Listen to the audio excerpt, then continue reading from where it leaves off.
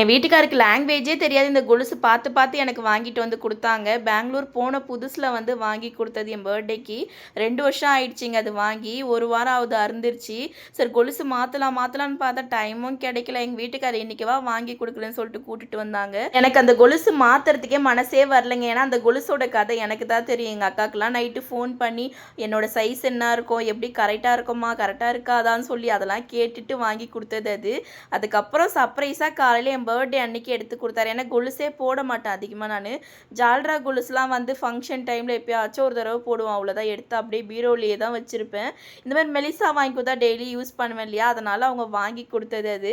எனக்கு போடுறதுக்கே மனசு வரல. ஃபஸ்ட்டு ஒரு கொலுசுன்னு வாங்கி கொடுத்தேன்னா அந்த கொலுசு தான் இப்போ தான் வந்து போட்டிருக்கேன். ஆனால் என் வீட்டுக்காரர் அந்த கொலுசு பெங்களூரில் வாங்க பார்த்து 2000 ரூபாய்க்கு வாங்கினாங்க. ஆனால் இப்போ போகிறது வந்து 2500 கிட்ட வந்து போச்சு. அதை போட்டுட்டு கூட ஒரு 1000 ரூபா போட்டு புது கொலுசு வந்து கடைசியாக காட்டுற மாதிரிங்க, அதான் எடுத்தது.